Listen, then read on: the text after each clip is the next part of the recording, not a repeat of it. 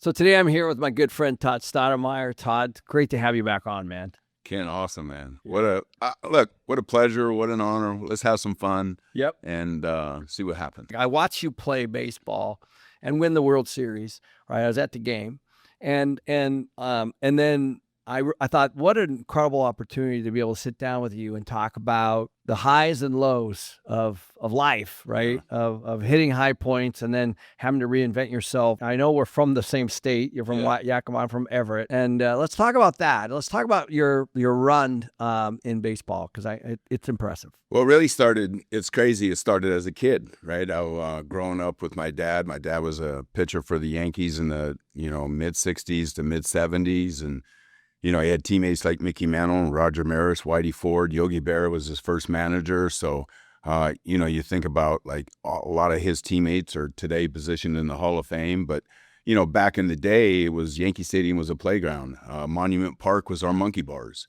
We were ballpark rat. And my dream really started to begin at Yankee Stadium was I wanted to follow my father's footsteps. I wanted to play Major League Baseball. I thought, like, this is the coolest job in the world, is playing a game, right? And then to literally grow from there and to get drafted out of high school, go on to college, get drafted a couple of times, then sign a contract with the Toronto Blue Jays, and now all of a sudden you're there. And this game is a business. It's about winning. And by the way, when you don't do well, it's not so much a game anymore. But then to go through it, it was an incredible ride. I played parts of 15 seasons and lots of ups and downs and lots of roller coasters. But along the way, I had like my father, I had extraordinary teammates, landed on 3 world championship teams, and I found myself in the right place at the right time. And when you play at the highest level and you play on the greatest teams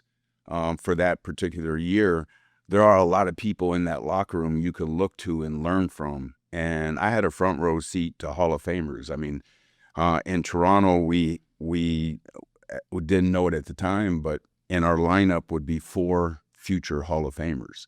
And to think about that's your team, it's crazy, so it was awesome. There's a bunch of lessons there that I don't want to jump over. The first one is confusion, and we're not like, can I do this? And you kind of, I don't know what you want to call it, but where you get lack of belief in yourself, right? For sure. And so the first, I think what's really important is surrounding yourself with people. You had your father, but others too, right? Yeah. Like that network. We all hit lows, and we have to have that network. Yeah. So you want to talk about that a little bit? Yeah, I mean, it's like, and I had an extraordinary network. There's so much talk about the power of influence of associations and environment, but it's so important and so true. And even to this day, here I am. I'm 61. And I'm like, I'm always looking. So I love the fact that, hey, I can come hang out with you. I'm going to hang out with you. And I'm going to get to hang out with someone that's playing the game of life at a higher level, that has a different way of thinking. Yeah, I want to be Superman. Well, why not? We have to say. Like, go for it. Like, why not? And today, I look back, my oldest is a surgeon at Stanford. That's awesome. And it's kind of like I scratch my head and I'm like, how did that happen? How did that come from me, for God's sakes, right? Yeah, I do. So, and then to add on to the piece is, it's like, how do you find this level of belief to continue when so many times you just want to give up? And giving up is easy. So that's the piece. Like so in your case, you hit the bigs and then you got pushed back down. Yeah. And you said it's like one of the best things that could have happened. And I think that first, let's go back to the psychology of being in a position that you all dreamed at forever, and then being handed a reason to move down. Yeah. Right. Like, because I think there's a time there where some people don't fight through that. Yeah. And it's a low time. Yeah, you have to me, you have to face it. Where are we? Right? So I looked at it as, where am I? Why am I being sent down? And then I'm like, well, am I pitching as good as I can pitch? And the answer was no. And could I be a lot better than I have performed? The answer is yeah. Well, I need to get better. Yep. So instead of blaming or playing victim or pointing fingers and this and that, it's just like, why don't we just look for where we are? I always say it doesn't matter where you are as long as you know where you're going. Yeah. So you better know where you're headed, right? And for me, it was like, I need to get better because I want to get back to Major League Baseball, but I don't want to just get there. And when I get there, I also want to get better. And what's crazy is I look over my 15 seasons. I remember, I'll never forget my last day. And I knew it was my last day because I'd gone through injuries and I just knew my body couldn't take performing at that level anymore. So I knew that when I took that uniform off that day, that it was going to be the last time I was going to wear a Major League Baseball uniform. But I also remember that day trying to find a way to help our team win a game, find an edge. Yeah. And it was 15 years of trying to find a way every single day just to get a little bit better. And I'm going to tell you something, just a little bit of progress is a lot. Because That's right. keeps you going.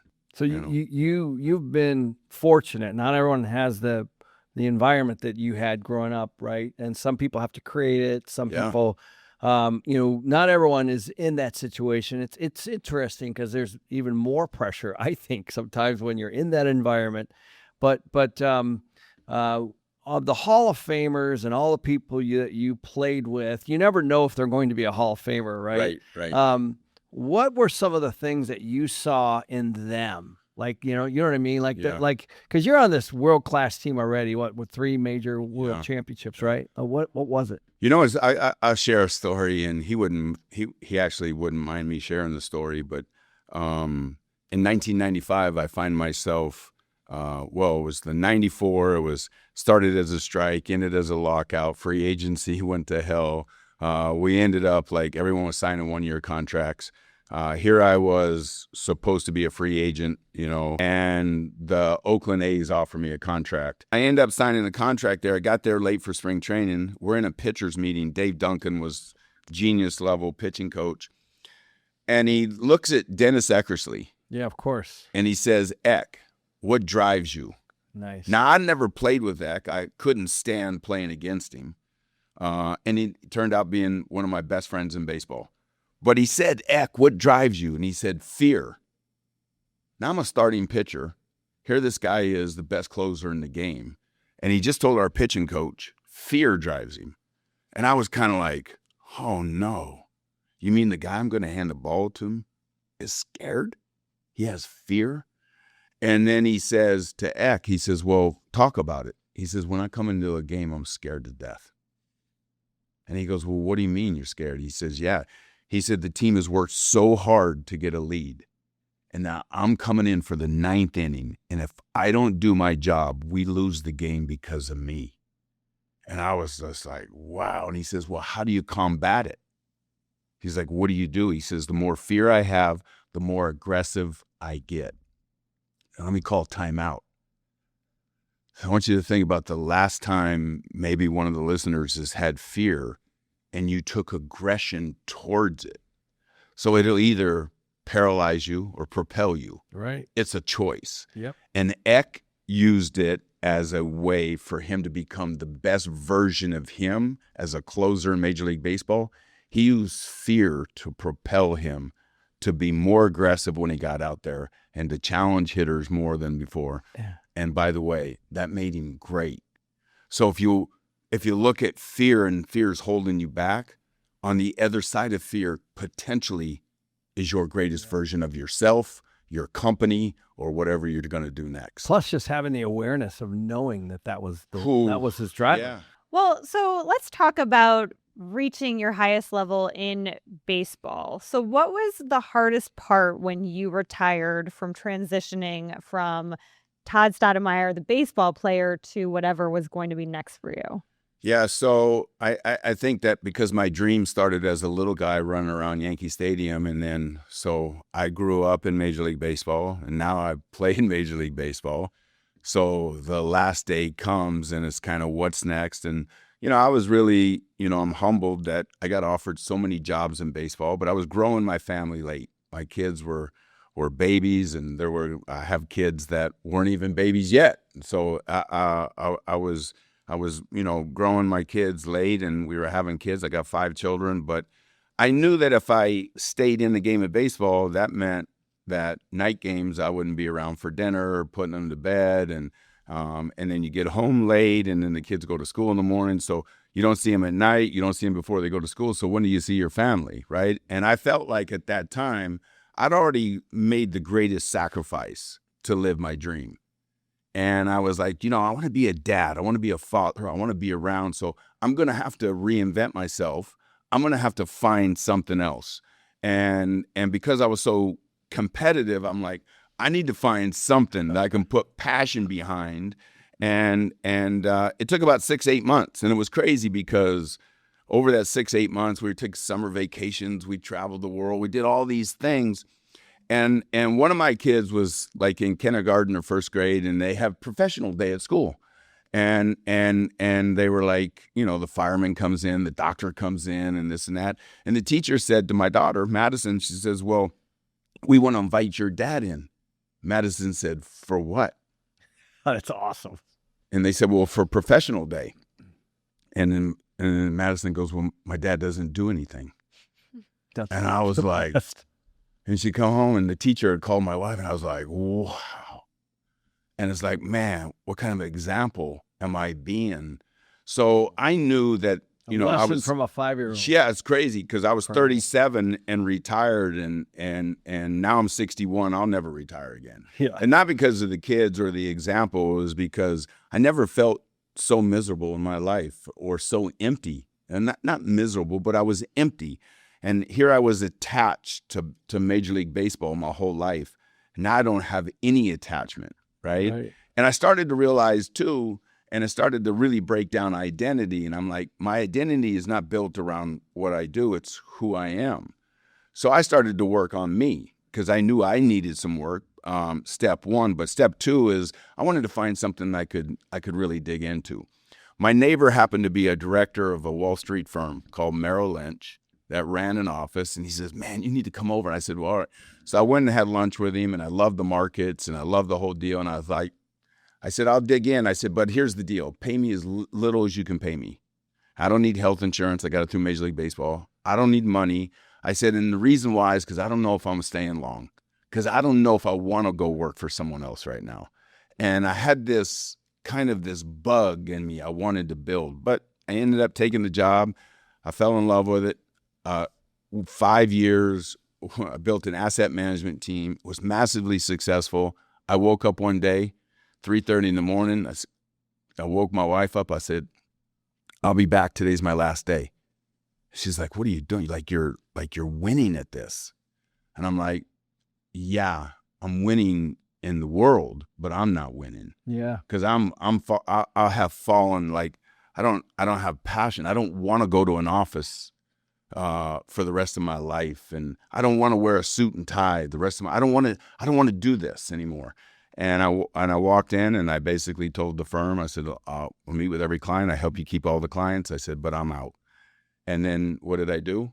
I walked right into another office. I launched a hedge fund. and then 8 months into that, it's like, it was 2009, and it was like everyone's losing their money, and we found a way to have success against the market that wasn't having success. But once again, I woke up one morning and I was like, this also isn't it. And we returned all the money to investors, and I walked, and I said, I'm going to go find something else. It's crazy. And it's like, and then I ended up with, I got Koi Beetle Pokey on my hat, and it's like, well, how in the world would you ever end up there? And it was like, well, first of all, I love the food. And the second thing was, my father was battling a cancer called multiple myeloma, and he battled it for 20 years. But it wasn't just my father. My little brother passed of leukemia when he was 11. I'd given him a bone marrow transplant. It transformed the rest of my life to this day, that tragedy and that event. But my dad's younger brother, he died of brain cancer at 59. My dad's youngest brother also had cancer. My mom's brother also had multiple myeloma and also took his life. My older brother also was diagnosed with prostate cancer. And I start looking around going, enough is enough. Yeah. Cancer, cancer, cancer, cancer. And I started just looking at my life, where I was, watching them go through the pain and the suffering. Cancer ultimately taken most of their lives, the ones that passed through, that had to go through hell for all the treatments. And I thought, I don't want to end up there. What can I do? And I thought, well, I exercise daily. I get great sleep, hydration. I said, but my food, I'm a foodie. Like if you can throw a bag of chips in front of me, I'm going to crush it. Or you can throw a box of cookies in front of me, I'm going to crush it. I was like, I got to do something about my food. And when a friend invited me to go to lunch and go look at this poke concept, I was like, it's one of my favorite foods. I love sushi, and poke is nothing more than sushi in a bowl with the fish and the rice and the vegetables. But I walked in and I looked at the line and I was like, wow. And here's why I said, wow, because all of the food either came from an ocean or it came from a farm, and it was real. And I'm like, the problem with us today in our American diet is we're no longer consuming real and whole foods.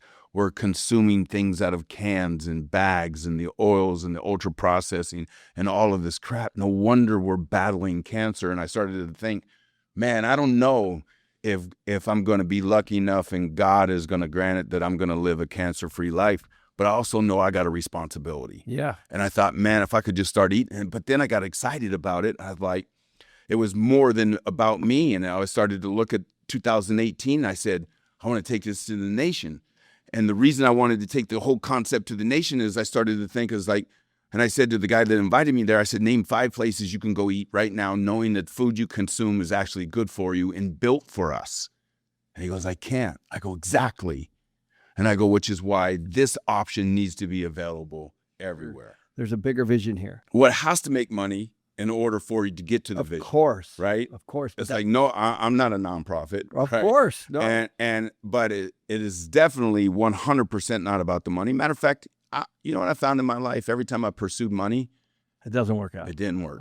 Completely. Every time I thought, wow, this will make a lot of money. I was like, man, it didn't work. Just like at Merrill Lynch, just like at hedge fund. It's like all of these things, like the pursuit of money. And I was like, I'm going to pursue my passion, my love. I'm going to pursue a purpose. Did the fear of failure or what other people thought if you failed cross your mind? Because I think that's a big trigger for a lot of people sitting in a job they don't like right now. Yeah. So for me, I had all the training as a kid and then as a young professional in Major League Baseball that other people's opinions don't count. Look, I've been booed in front of 50,000 people. I've gotten standing ovations. I've also been booed. I got to a point where, it's like, I just don't care what they think. And here's what I'll say to all the people out there. They're like, yeah, that sounds really cool, but I still have fear. I have fear about what's my family going to think? What are my friends going to think? Here, let me frame it this way. They can't possibly think the way you think because it's your passion, your dream, your idea. If they had the idea, they would think like you think. So you have to just know and understand they're not going to think like you think. They're not going to feel the way you feel because it's inside of you. And it's like, for me, is there a chance of failure? Of course, which is why it's my next slogan. And it's like, are you willing to prepare with everything you got and play the game with everything you got, knowing failure's a possibility? And if you're still willing to go all in, knowing failure's a possibility, because it doesn't matter what we take on, failure is always a possibility. If you're going to build a new business, there's a possibility for failure. Well, but it's on you. That's what I love about it. I know. I went all in. I know that. I also want to point out that, you started this in 2000. So 2018, we got involved. Yeah. Yeah, we actually there was one store. We bought 50%. And the idea was they were going to expand only in Arizona. And, as it happens over time with partners, it's like, hey, get different ideas and this and that. So we decided to separate and we bought the company in December of 2019. Yep. March 2020, COVID. Oh my gosh. And all I could tell you is I'll never forget. I was like, wow, that was the worst decision of my life. At the time. There's a problem. That's a setback. I don't quit. I don't give. Yep. So I thought to myself, I remember I pulled the whole company together and everyone that showed up for that morning meeting was like, I'm sure he's going to tell us they got to shut down. We can't make it.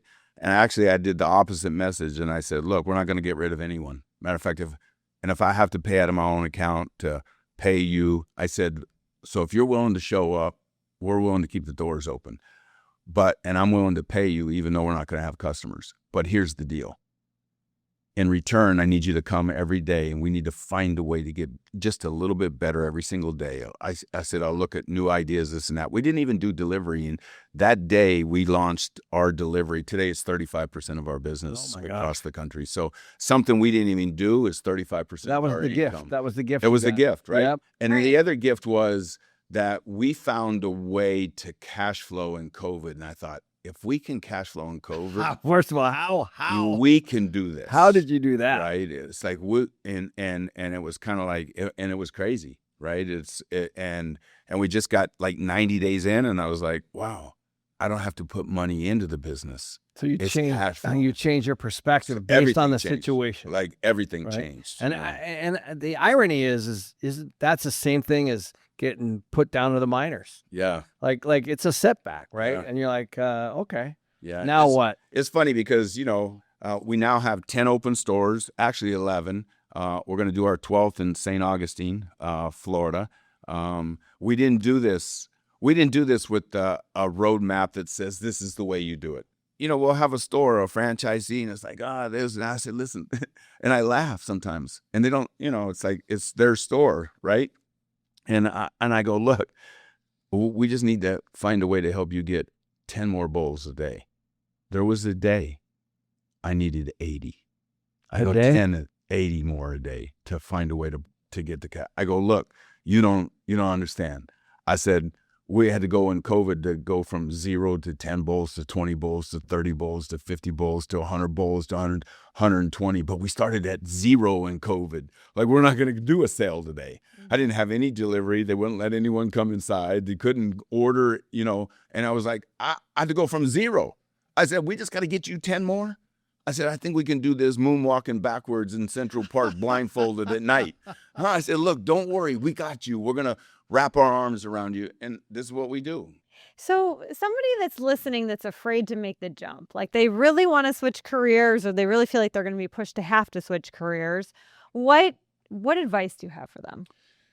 Yeah. So, I would say that, look, the last thing, I don't want to be the guy that says just jump, because they jump and then they go all in, and then they have a family, something doesn't work out, and it's like, man, I should have never listened to that guy, right? I said, but at the same time, until you jump, nothing's going to change. Yeah, I want you to think about that for a second. I like what you said earlier too. Is that you can't dip your toe. No. And that's a mistake. Like I've made that mistake personally, where I start a side business and I'm like, it'll run itself, and I'm just gonna kind of dip my toe in it, and I'll parachute in and parachute out. It does not work, guys. You kind of have to be a little OCD around it. Yeah. Right. Yeah. But like I say, I don't want to be the guy, but I think you have to look at yourself, and you have to look, well, are there people dependent on me, first of all, when I make this jump, right? Do I have enough capital in the bank that says, hey, I'm going to make it for a certain length of time before I get this thing, whatever this thing is. Now, if it's a lateral move or it's a move to a different industry, and once again, you got a job, like, what are you waiting on? If you're unhappy, by the way, what's crazy? And which is why I launched my coaching program. I got a 1-year coaching program that I do with companies, because 70% of the people that work for that company are what?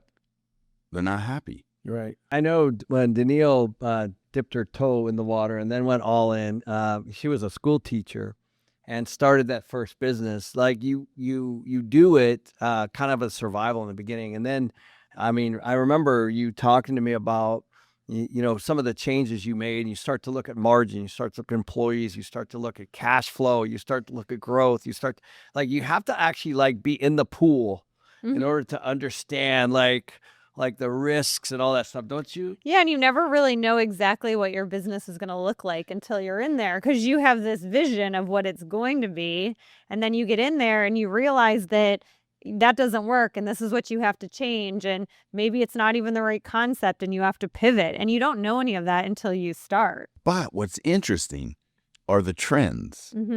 And it's crazy. The younger population today is like alcohol sales have fallen off a cliff because they're not consuming the way they used to consume. No, they care And more. they actually care more. And it's like, and by the way, and then we've got, Washington pounding the table on eat whole foods, eat real food. And I'm sitting here going, question is you want to be healthy? You want to be sick? By the way, pick one. I'd love to talk about your book. I know you brought it. Let's talk about the Relentless Success. Can we grab it here? Yeah. So it's funny. I've written 2 books. I wrote Relentless Success first and The Observer. And I wrote The Observer.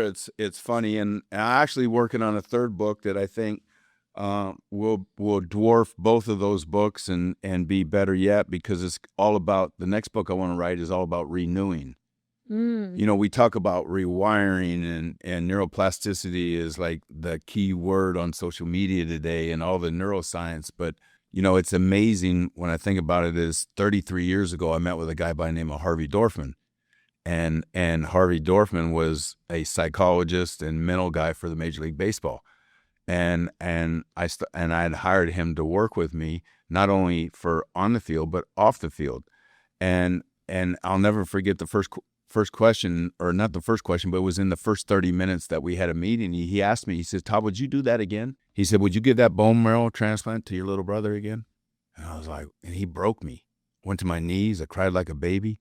I said, I'd do it every second of every minute of every hour of every day for the rest of my life. And he says, why? I looked at him and I didn't have an answer. He says, didn't you already do everything you could do? I said, I'm pretty sure I did. And he says, well, why are you carrying the weight of that? And see, he'd done his research on me. And you see, 12 years prior to that, I placed the blame on me for my little brother's life. I played killer. I had, when his body didn't accept my marrow, I decided that at 15, and he was 11, I was 15, I decided it was my fault. And even though the doctors, my parents and family were supporting me, did everything you could do, I was 15, I had a mind of my own.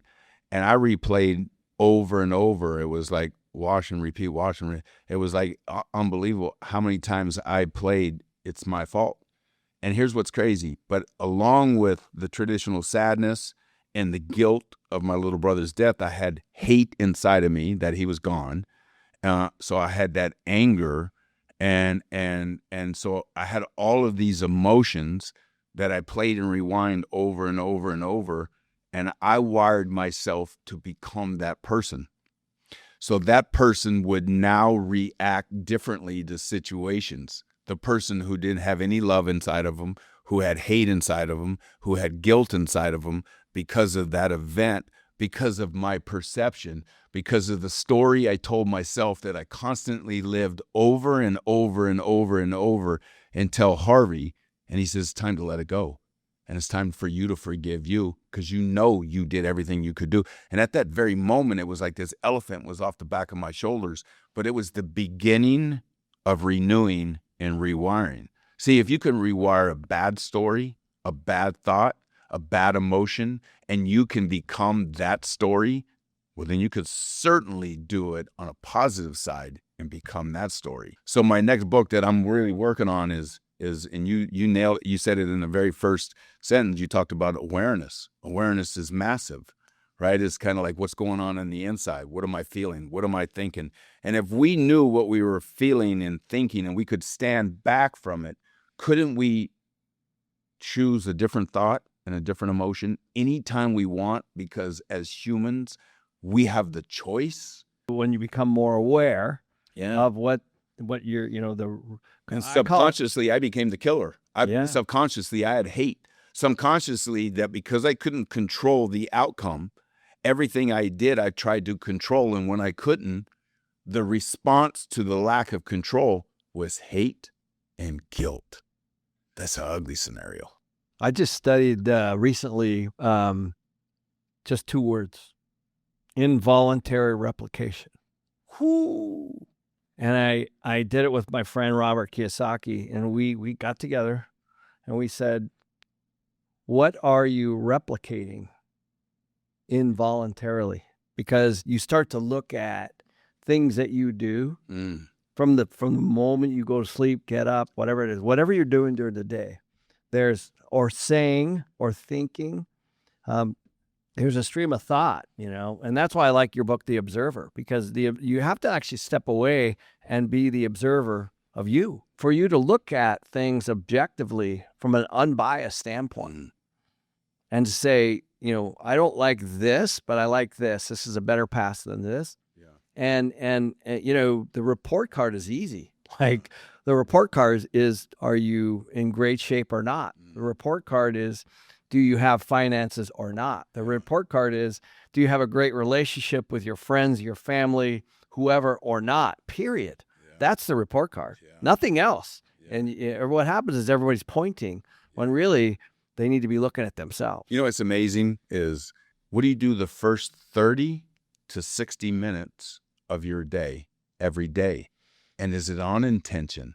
Are you making the choices in that first hour to prepare you to go be the best you could be today? Are you getting ready for the day? This is where I said preparation. You got to go all in. It's important. And it's like that first hour of the day is all about, I need to build me, because I know I'm going out there in that world. And that world is going to bring some stuff to me. You have to I got to get ready. You have to set the tone. 100%. Whatever you set the tone with will be the direction you go for the day. 100%. Yeah, I know. Most people don't realize this. It's actually quite simple. Yeah. The morning routines, morning rituals are extremely important. Yeah. So what's your biggest lesson you learned about starting over that most people don't think about? I would say just getting started. Because when we say start over, I just had this conversation not too long ago. I go, every day is an opportunity to start over. Like, let's do this, right? And it can be a start over in your business, or it could be a start over on you or your fitness, your health, or whatever it is. But every day is an opportunity to start over, right? So I'd say the biggest lesson for me is just going all in. Is just I'm going to go all in. I'm going to pursue greatness. I'm going to hold nothing back. So I think that to get back to the biggest start over is like, are you all in? Like, is this a passion? Do you have a purpose? And by the way, it doesn't even have to be, it might be like, and I would also say that, be cautious of the thing that you love that's a hobby. And sometimes it might not be the greatest business. So just enjoy the hell out of it and the fulfillment out of that hobby. Like, you don't have to turn everything you love into a business. I call myself unfinished and under construction. And the way I look at it is, if I pour in today and I just do everything I can to learn lessons and to get better and to find them, man, tomorrow I got a chance to be a little bit better than I am today. And, it's that whole thing. It's like, the greatest person you're ever going to meet is your future self if you're working on you every single day and trying to get better. There's a lot of people out there, I think, that would love to know more about your business, and provide healthy options for people. Yeah. Today, we're looking at we're bringing in new investors. We're looking for some people that want to believe in us and see what we're doing and our mission and our vision. And so we're raising some capital for future growth. If you're interested in capital, just come to toddofficial.com. And if it's not for you, hey, the way I look at it is, I get to meet someone new, and you never know where it's going to go. Appreciate the wisdom that you had today. For sure.